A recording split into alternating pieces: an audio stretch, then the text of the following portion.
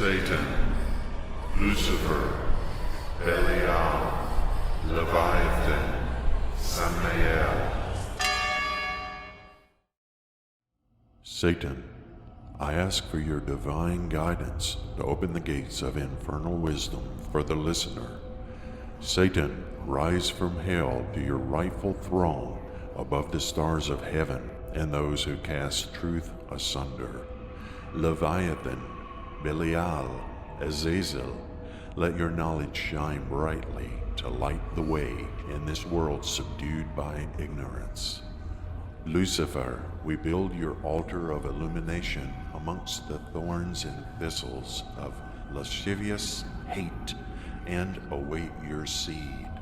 Shaitan, we have come to sow our seeds into barren chambers and usher your satanic arrival triumphant.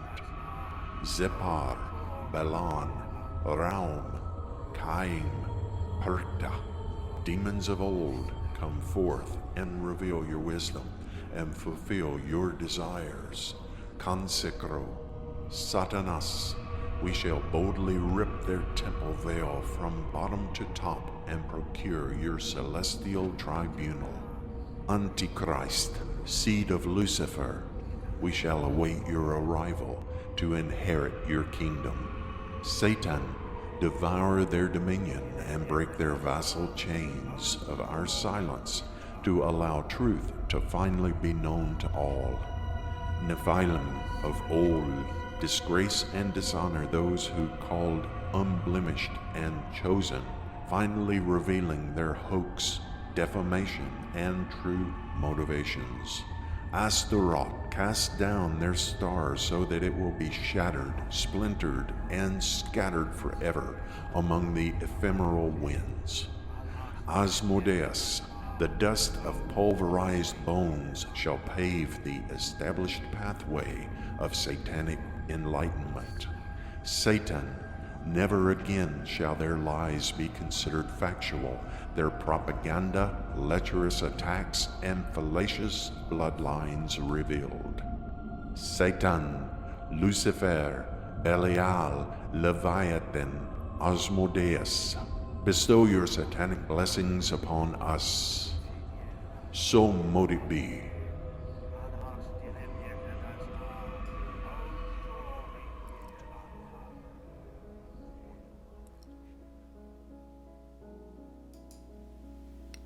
Welcome. This is Aleister Noct. Thank you for joining me this evening. I've got a really good presentation for you tonight, one of my favorite subjects on alchemy, and I want to thank you for being here with me tonight. We are moving right along in the satanic processes, and we're going to start into the metaphysical work in the next couple of episodes. I think there's about 3 that are going to be exclusively about chakras and the attributes of chakras and energy working. As you know, that is the foundation of satanic magic, is being able to manipulate the energy and ultimately formulate it and put it together for your desires, for your health, whether it's healing or ritual or what have you. It's the control of that energy that really is paramount. And so we're going to take a foray into that. We're going to look at that. Again, I think that's 3 videos in this series. So I hope you'll get something out of that. Then we have about 2 more videos that are introductory type videos. And then we're going to kind of put it all together. We will have introduced everything at the rote level that we're going to deal with. Now what we're going to do is we're going to start moving into an understanding of how all of these things work together. So thank you for being here. Thank you for hanging in there. I know some of this can be a little tedious. Some of it is almost like reading a dictionary. It's very dry material. However, when you put it into application and you begin to correlate it, it is so dynamic, and you're really going to enjoy that. And I think you're going to get a satanic blessing. Remember, everything is quid pro quo and about sacrifice and giving. So you're giving of your time and you're expecting a return on that investment. And Satanas is going to give you that return, and you're going to be glad that you did. Again, tonight's topic is alchemy. There are a lot of different views of alchemy. This is going to introduce it in the context of what we are going to be doing with it. But bear in mind, there are so many different pieces of alchemy that there's no way that I could possibly cover all of that. That in itself would be another series. So this is going to be kind of a primer, let's call it. And it's going to introduce some things that we'll be dealing with as we move forward in the Satanic Processes series. Again, there are a lot of different pieces to this. So when you go through it and you're soaking it in, if you have questions, drop those questions in the chat, and I'll address those. At the end of this, we'll have time to come together and clear up anything that may be, questionable, or any questions that you may have. So without further ado, this is Alchemy. Satan, Lucifer, Belial, Leviathan, Samael. Welcome. This is Aleister Noct. In tonight's episode, I'm going to talk about alchemy and how it applies to devil worship. First, let's charge the words. Satanas, we ask for your divine guidance to open the gates of infernal wisdom for the listener. Demons of the pit, reveal that which is beyond the veil. So mote it be. Tonight, as I get started with the references, I send you satanic blessings. I hope that this information is going to be of value to you and your practice of satanic magic. The references I'm going to use for this presentation are Sanctum of Shadows, Volume 2, Corpus Satanas, and Magic in Theory and Practice by Aleister Crowley. I'm also going to mention some other references, and I will call those out and cite those at the appropriate time. First, we look at a common definition of alchemy, defined as an ancient branch of natural philosophy, a philosophical and photoscientific tradition practiced throughout Europe, Africa, China, and throughout Asia. We first see it mentioned in Chinese text from around 73 to 49 BCE. We also see a lot of references in the Greco-Roman Egypt. and around that time frame in history. In a lot of ways, alchemy is the precursor to modern chemistry, and many of the great minds of antiquity who went on to actually discover profound revelations in chemistry actually began in alchemy. One such person is Sir Isaac Newton, and we'll talk about him a little further and what his contribution was.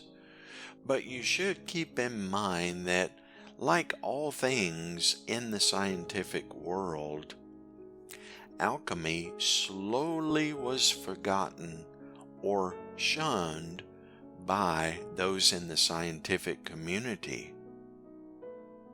We often call this the lab coat syndrome, where the roots of the particular science are forgotten or intentionally omitted. So alchemy does deserve the title of being the father of chemistry, although the scientific world shuns that title.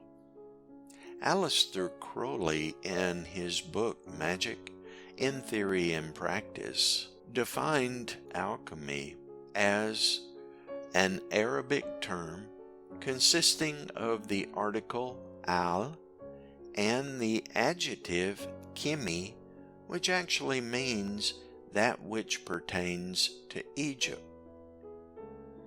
Crowley goes on further and provides a rough translation that would be the Egyptian matter. We also see from Egypt the transition into Hermetics. So Tot, or as some pronounce Thoth, was thought to be the father of recorded alchemy, and he actually went on to be renamed as Hermes, and thus the term Hermetics. The tablet, or the emerald tablet of Hermes, which is recognized to be kind of the code of operations for overall alchemy. As mentioned earlier, Sir Isaac Newton translated the emerald tablet, which resulted in 14 statements which support the code of operation for alchemy. A very interesting treatise on alchemy was referenced by Aleister Crowley in his book Magic in Theory and Practice. The Secretioris Naturae Secretorum Scrutinium Chemicum by Michael Meyer was thought to be a very important and what Crowley defined as the most important and accurate treatise on alchemy. In the Grimoire of Tiamat, we see the reference of blood, flesh, and soul all coming together, and this being the most important parts of what is thought to be spiritual alchemy. And this reference is pervasive throughout Satanic magic. And by using of these three things, it results in the overall gnosis. In my book, Sanctum of Shadows, Volume 2, Corpus Satanas, I cite alchemy and satanic magic go hand in hand. Blending substances together and injecting a large dose of magic is at the very heart of magical operation, and more specifically, the higher satanic processes. In many ways, something as simple as cooking and preparing food can be seen as an alchemical process. In this way, it is combining of ingredients, applying heat and or pressure to result in a different outcome, and in some cases, a different state of the matter or the elements which have been combined. Alchemy can also be thought of as the use of a particular element for a strategic outcome, like for example, using shungite for EMF protection against Wi-Fi and the different computer things that are operating on different frequencies and the different EMF radiation basically all around us. In Hugh B. Urban's book, Magia Sexualis, we see that it's defined as a modern science of sexual magic, and we see the first reference to affectional alchemy. In this passage, he calls out, by the time of the Renaissance, alchemy had evolved into a rich and highly symbolic tradition and, in fact, a spiritual art aimed not just at transformation of physical substances, but at spiritual transformation and divine union. This is a segue to show there are in fact two types of alchemy. There is the physical operations, and there are the spiritual or metaphysical operations in alchemy. Urban also calls out what is the ultimate alchemical process. The fluids which lubricate the female organ are the menstruum of the gluten, and the mixture of these with the male discharge is the first matter, or, when it has been impregnated with the magic power, the elixir. So the ultimate alchemical process not only creates a physical being, but it also creates a spiritual being as well.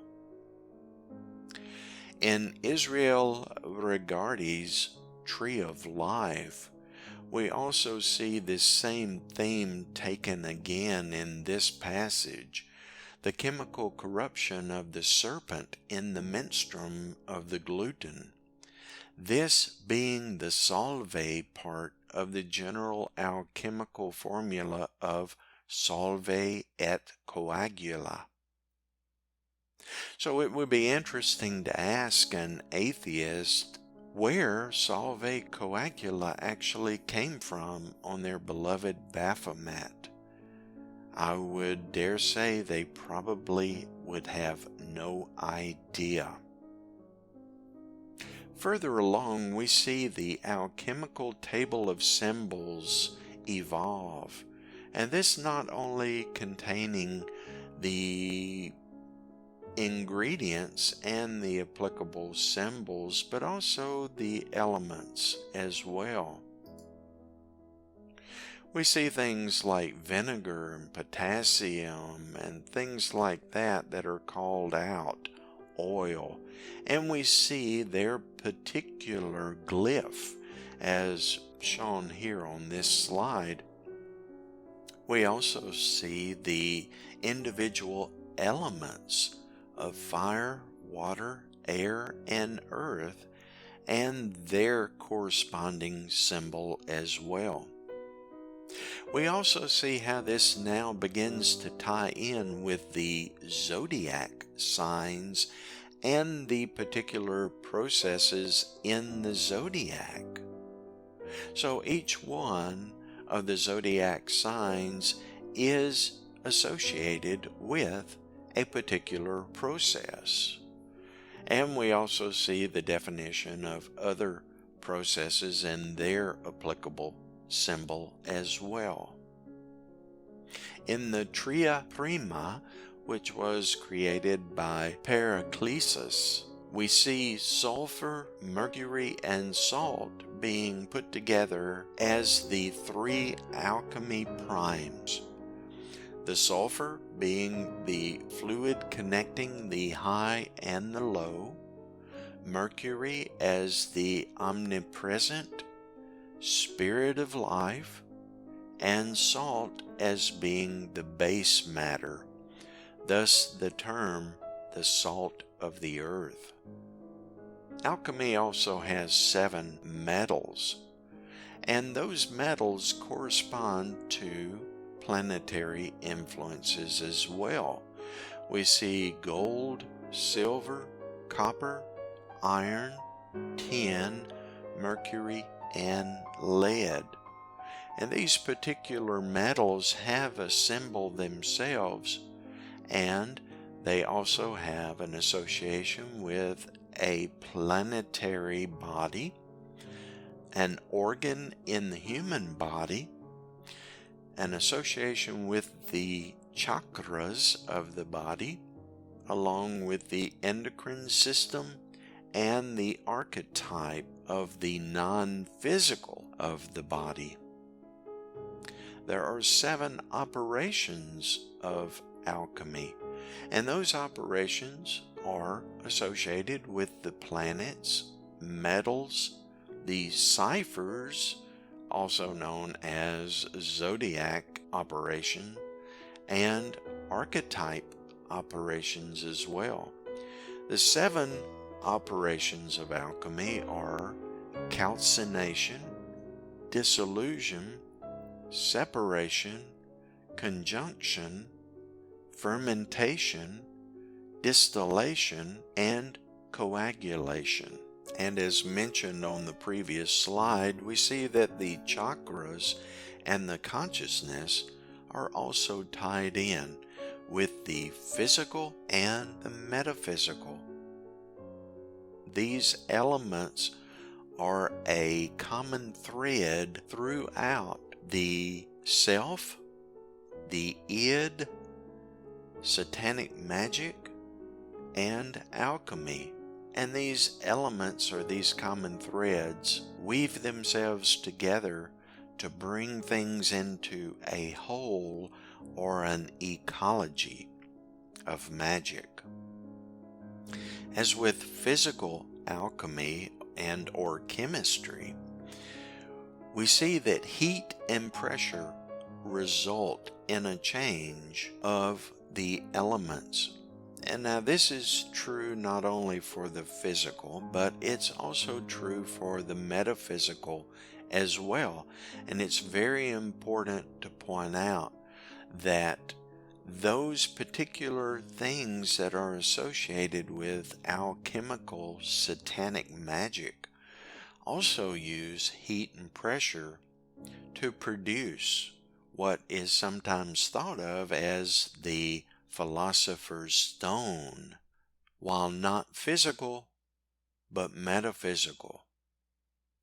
In the materia prima, which is an expression of matter, we see the combination and the combining of the male and female, along with the physical and metaphysical, which results in the philosopher's stone aspect, which is physical manifestation, and we also see metaphysical manifestation, which comes from the higher self.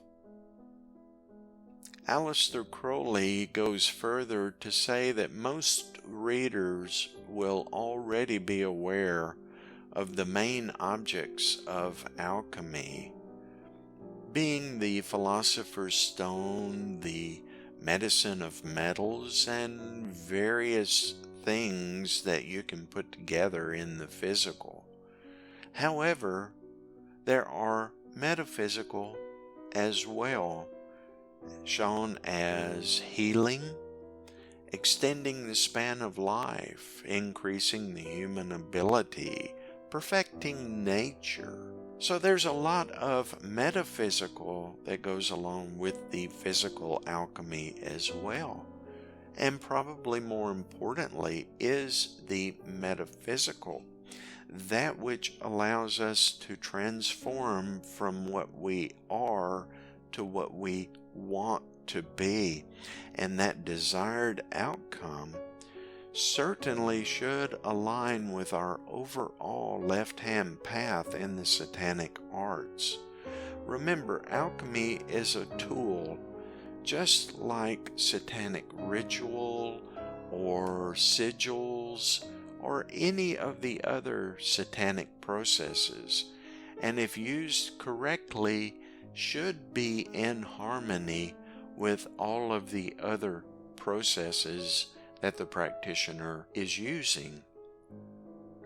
So the real takeaway from this presentation itself is there is a physical and there is a metaphysical alchemy, and while the two are probably equally important in our realities, the metaphysical is probably more important to the overall practice of Satanic magic. I certainly hope that this presentation has shed some light on alchemy and the alchemical processes. Until next time, Satanic blessings.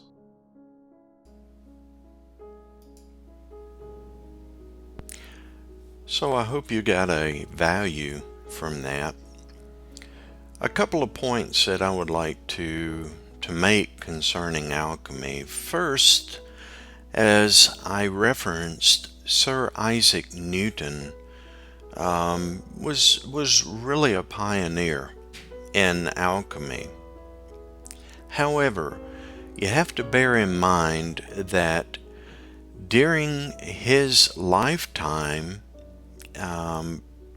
to claim that you were an alchemist was very close to admitting that you were a sorcerer, or that you were a devil worshiper or something like that.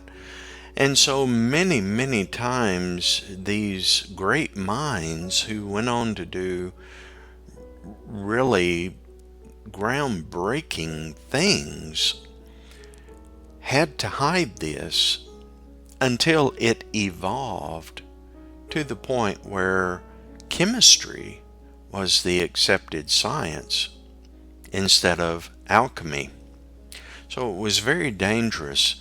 And not only did you really have to worry about the bystander misunderstanding what you were talking about, but remember, it was very political as well.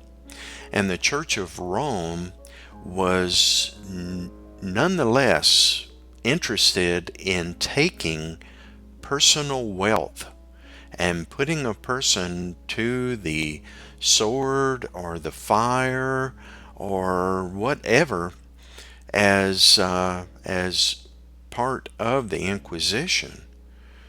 And this was a money-making endeavor. The church has always made money off of this.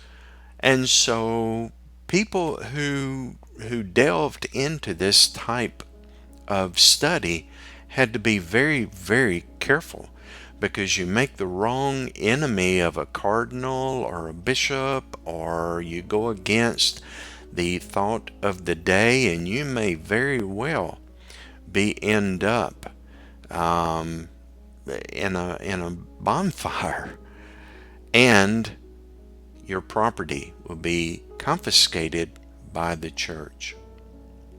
So many times these individuals, while alchemical process and even in some situations magic itself was taking place, the individual had to be very, very careful about that, because the wrong thing said at the wrong time would be very detrimental.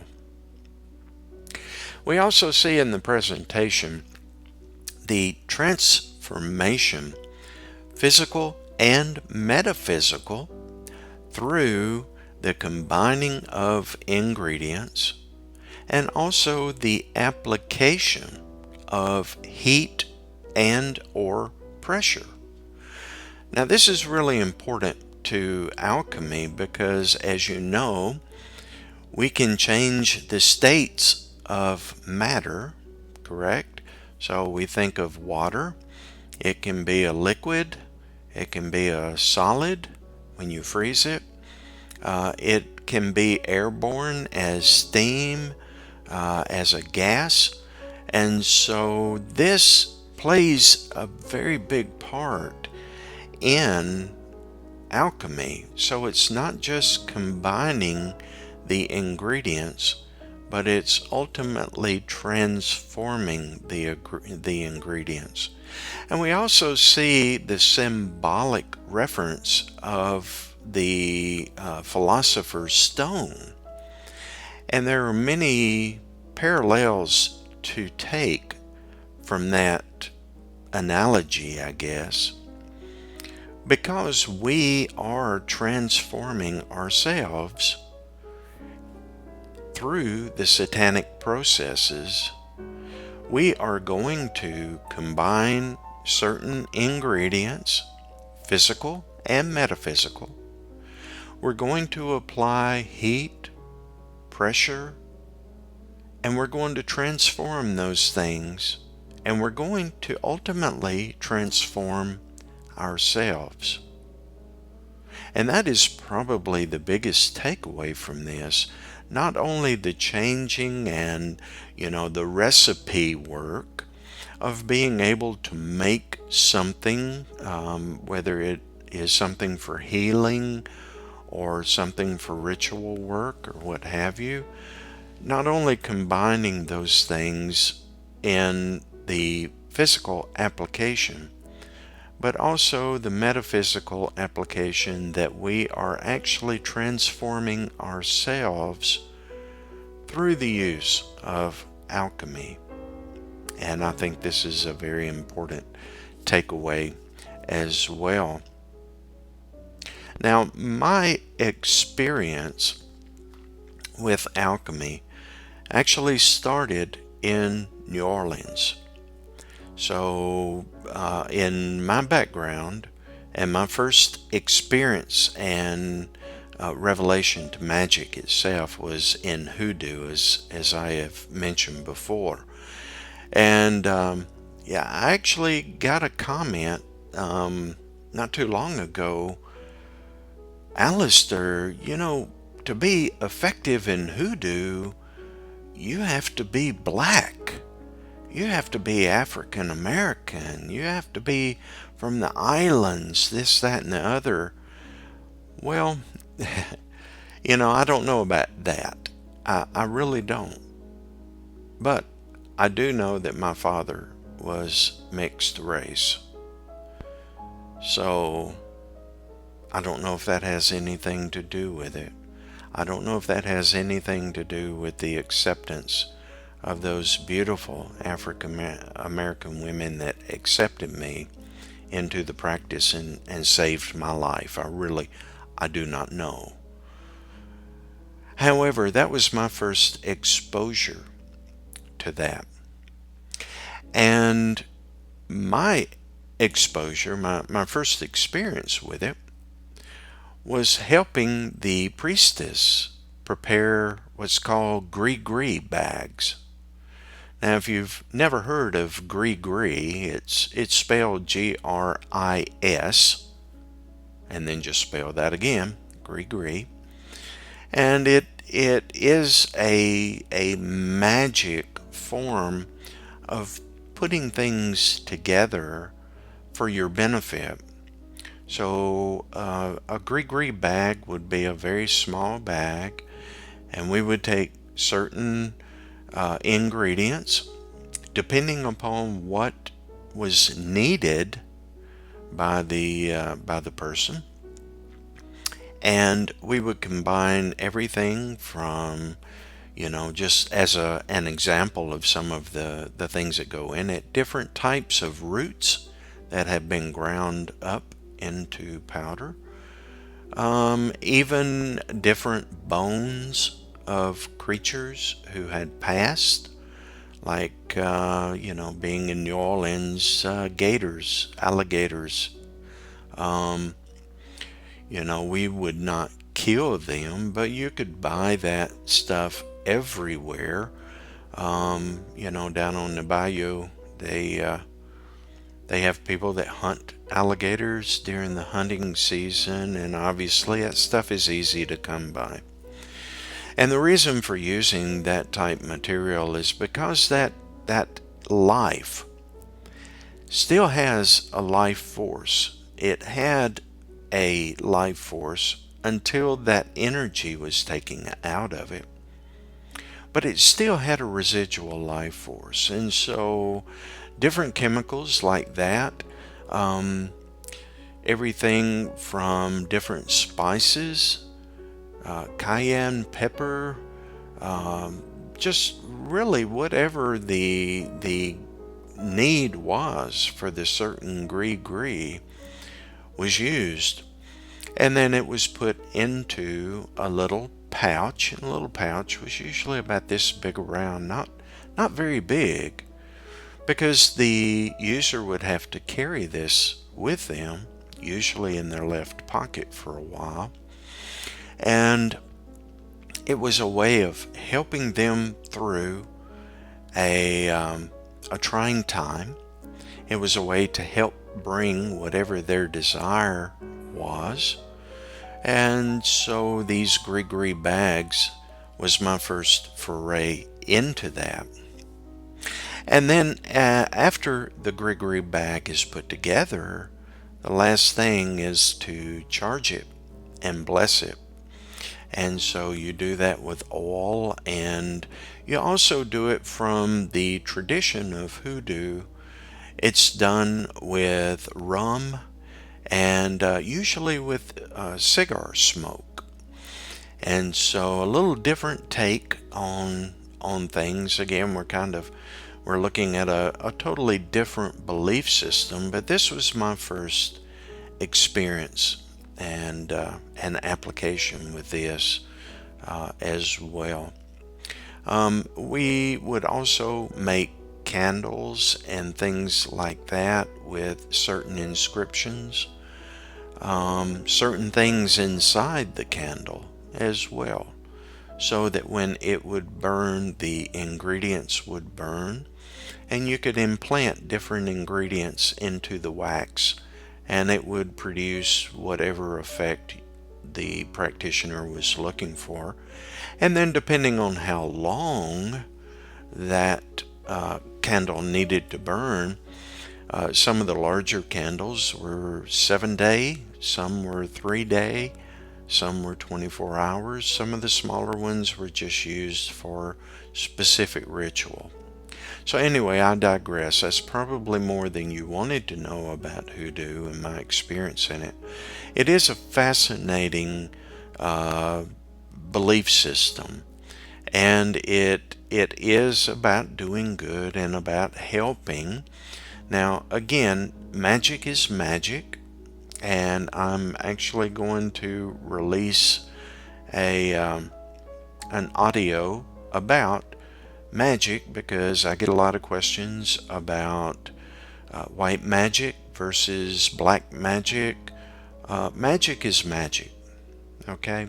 There is no difference. You use magic, you use demons, and you use those in the same way. Good or bad is really subjective, and it's just like beauty. It's in the eyes of the beholder. So while a curse may hurt someone, that to you may be good magic, because maybe they have wronged you. To another person, that would be black magic, but there's no difference between the two there. So that was my experience in in going into the practice of alchemy and being able to put together things. One of the simplest processes that we have already talked about on my Patreon back probably over a year ago in videos is the cleansing bath. The cleansing bath can be seen as an alchemical process. I mean, you're dissolving salt in water, and that ultimately has to be at a different temperature than room temperature to do. So again, we see the pressure and the heat coming together here.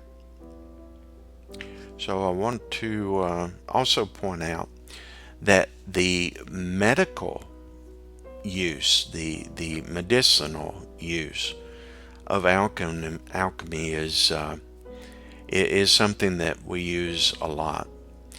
We use a lot of home remedies, and these remedies work from everything from a cold to if you cut your finger or jam your finger or whatever things that happen around the house, there are alchemical processes for that.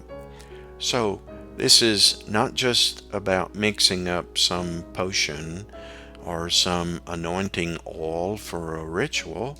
It goes into an actual daily application of this. And again, the body of knowledge for alchemy is absolutely huge. So we're just kind of scratching the surface. Again, I could probably do, just with our limited application, I could probably do a whole series just on alchemy. But we'll talk about the satanic processes, how alchemy applies to those processes as we go through and as we advance.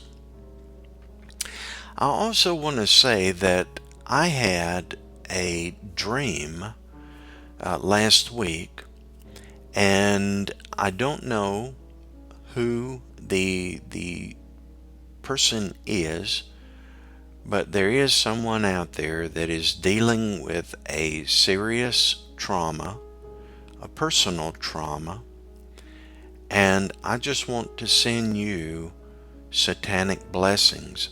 I don't know who you are. I don't know anything about your situation. I am not a clairvoyant. I am not psychic.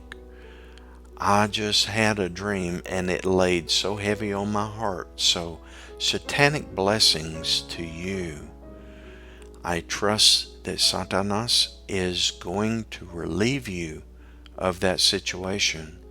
Just continue to believe, and he will believe in you. So I just wanted to point that out. It's been laying very heavy on my heart, and I wanted to pass that along. Whoever it is, under the sound of my voice, I send you satanic blessings, especially for your satanic healing. And as I've said before, oh yes, Satanists practice healing. Absolutely. We are no different than any other creature on the face of the earth. We need healing. At times we need physical healing, and we also need spiritual healing as well. And I like to think that these Sunday night presentations help with spiritual matters for people. We are a communal animal, and coming together with like-minded individuals to talk about subjects that we cannot talk about with anyone else, I think holds a very special place. It does in my heart. So, again, satanic blessings to whoever is going through this specific trauma. Things will get better. Satanas will heal and will help you to move through it. Have faith. So mote it be. So as I mentioned before, Marie has a really good video. Go and check that out. I think you will really get a blessing from it. And I think it needs to be said even more in the world that we live in today. We are bombarded with what I consider plastic witches. And these people are all on the bandwagon. They have no substance. It's very cliquish from what I see. And there's no real magic, nor is there a real benefit, in my opinion, to what they're doing. And I have watched some of these videos, and I've tried to be very open and objective about these things, because I do believe that you can pick something up from anyone. I make a lot of references to Aleister Crowley. Was he the end-all, be-all of magic? No. However, there are some things that we can take from him and from his practice, and we can also take some things that he failed at as a stark warning of what our limitations are. But these influencer witches are everywhere, and I think that message needs to get out there. And thank you, Marie, for doing that, because it's really leading a lot of people away from truth, and that's nothing new. The louder the noise is, the harder it is for a person to concentrate on the main information or the main message. This is as simple as going back and looking at a way that a person learns and applying the Maslow triangle. If you are familiar with that, Maslow's hierarchy of needs is something that starts with the very base needs and goes all the way up to ultimately enlightenment. But you have to start with certain things like safety and food and water and things like that. And then it goes up through these different pillars of this triangle. And if any of those base ones are not fulfilled, then you drop back down. So in other words, you probably could not study physics at a gun range, right? With people shooting guns all around you, it would probably be very hard to concentrate on the subject matter. So you need to feel safe. You need to be able to relax and not be tense. You need an environment that you can breathe and, it's not too hot, not too cold. It would be hard to study physics in 30 below zero with 20 mile per hour winds as you sit outside at a snow-covered picnic table. These are things that Maslow's triangle illustrates. And so what I find is that these noise, what I call noise, and I'll put that in quotes, videos are nothing more than distractions, and they take the true searcher from one level back down to a lower level through noise and peer pressure and just what I call mindless, quote, entertainment, end quote. So thank you, Marie, for saying that. I digress, but I think it needed to be said. That information needs to come out, and people need to be able to find the truth. The truth is not flashy. The truth is not for those who have an attention span of 5 minutes. The truth is something that everyone has to find, and if you are searching for that, it's going to take a little bit of stillness and solitude, patience. I've mentioned to a lot of people before, I made a bad mistake years ago by asking Satanas for patience. Well, how do you build that muscle to be patient? Through tribulation, through trial and error, and being constantly bombarded with things that would make you want to just blow up at any moment. Let the emotions overtake you. So that's something that I caution people when they say, well, I'm trying to be patient. I'm trying to work through the work. I've asked Satan to help me be patient, and I always say that is absolutely a noble ambition, and certainly you need that. But be careful what you ask for, because Satan will give that to you. The only way you build any muscle and any endurance is by practice. And so if you're asking for patience, the only way you're going to get that is through practice. And that means that things are going to come into your life where you have to practice patience. So just a word of warning there. So again, next week we'll be talking about chakras. I thank you so much for being a Patreon. I thank you for being here tonight. It means a lot to me. This really helps to fulfill my soul as well, and re-energize me for the week ahead, because I am constantly working at this. If I'm not producing a video or an audio, I'm thinking about a concept, I'm writing a script, I'm trying to get ready for it.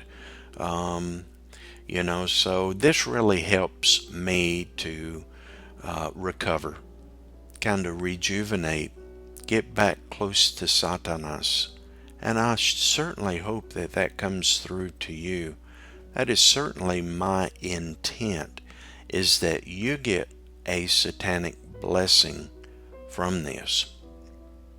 So before we go, I just have, it looks like 2 questions. And one of them is almost laughable, but I will bring it up. It comes from a female, and the question is, do I ever have groupies, and do I ever, let's say, have relations with those? And the question is no. Back years ago, I used to love, being around different people, and I would try to be cautious and date and get to know and things like that. Now, absolutely not. There is too much at risk. That in itself would put my ministry at risk. First of all, by changing my focus, and that I cannot do. Secondly, for my own personal safety, we are not the most popular of practitioners out there, and there are a lot of crazy people out there. Let's just call it what it is. And then obviously, with this pandemic, who can be near anyone that you're unsure of? So no, I don't do that. I have not done that in decades. I do love women. I do love the naked body. I do have friends and relations and those in the coven that are my special women that I love dearly, and that's it. So anyway, not to belabor the subject, that's it. The second question here is, do you ever get nervous before you do a live event? Yes, all the time. I am very nervous. Anytime that you're doing a live event, you should be nervous. There are so many things that can go wrong, and you have to be aware of that. And, doing a good job, making sure everything is technically right, making sure everything is put together. I mean, it can be as simple as a source of a scene being out of whack and the volume not being right, and it would directly impact your viewing and listening experience. So yes, I get very nervous. If a person does not get nervous, in my opinion, they're not trying. You can't look at this as, well, let the cards fall where they may. If it's messed up, it's messed up. That's unacceptable for me. And so yes, I'm very nervous. The first 2 or 3 minutes of every live event are absolutely nerve-wracking for me, because I want to make sure that everything comes through and ultimately that the person gets a good experience. That's what this is all about. And so yes, I do. After that 2 or 3 minutes, I begin to find my footing, find my flow. I'm less concerned about the technical issues, and I can enjoy it. Like right now, I am totally relaxed. I feel the spirit of Satanas here with me, and I feel that he is there with you as well. We have created together a very nurturing environment so that we can give him the glory of what we're doing together. So those were the questions, and again, thank you for the questions. If you have questions, be sure to drop them in the chat or drop them over into Patreon. I'll be more than happy to address those. Again, this experience is for you, and I want to make sure that you're getting the very best that I can give you for that. So again, I hope that this was a blessing. I send satanic blessings to each one of you. I could not do this without you. You have to know I could not and would not do this without you. You are the reason. And bringing Satanas together with us, we can all benefit, and we can all feel his presence, and we can all feel his anointing and his blessings. So for this upcoming week, I send you satanic blessings, and I send you the touch of Satanas. I send you peace, love, tranquility, and I send you the very best from me to you, from Satanas to you. So, that being said, this has been Aleister Nacht. Hail Satan.